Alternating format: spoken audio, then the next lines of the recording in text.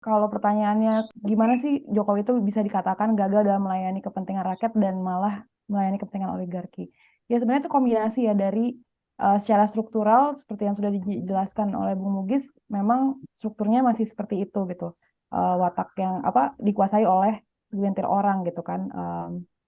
Apa oleh yang disebut sebagai kelas oligarki itu dan juga apa sistem demokrasi yang seperti ini gitu dan kita bisa melihat semua itu dari polisi-polisi yang dihasilkan kan kalau kita bisa lihat polisi-polisi yang dihasilkan semasa rezim Jokowi ini kan kalau dalam bahasa Harvey itu kan merestorasi kelas kapitalis dan juga mengabaikan kesejahteraan publik gitu jadi kalau misalnya kita lihat dari undang-undang Omnibus Law yang sudah dinyatakan inkonstitusional oleh MK dan kemudian diusahakan lagi untuk ada lagi gitu hidup lagi melalui berbagai peraturan lainnya itu kita bisa melihat bagaimana kepentingan rakyat dan termasuk kepentingan alam juga terus-menerus diabaikan gitu dalam berbagai macam polisi atau berbagai macam kebijakan yang dihasilkan selama rezim Jokowi. Jadi ketiga hal itu dari mulai secara struktural, secara faktor ekonomi politik secara struktural, kemudian demokrasi yang semakin terus dibatasi melalui misalnya undang-undang ITE sekarang kan orang-orang selalu menjadi takut kan untuk bersuara gitu bahaya nih apakah ini kita ditangkap besoknya ada tukang bakso itu kan jadi joke atau candaan sehari-hari yang jadi seperti normalisasi gitu karena memang selama rezim Jokowi ini memang gerakan rakyat tuh direpresi sedemikian rupa sehingga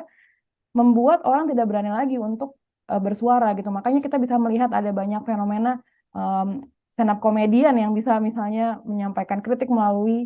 candaan dan lain-lain karena terlalu takut untuk terjerat misalnya undang-undang ITE dan lain-lain gitu. Dan apa kebijakan-kebijakan yang lainnya kalau kita lihat semasa pandemi misalnya itu sangat merugikan banyak rakyat banyak itu dan sangat memprioritaskan atau mengorientasikan kebijakan itu di rezim Jokowi ini untuk kepentingan kelas kapitalis. Kita bisa melihat misalnya bagaimana waktu itu ada pada saat pandemi itu bagaimana PHK besar-besaran itu terjadi gitu ya di semua sektor gitu dan tapi tidak ada satupun kebijakan yang melindungi kepentingan kelas pekerja kan. Yang ada adalah memberikan insentif untuk pengusaha gitu. Memberikan insentif untuk kelas kapitalis agar mereka bisa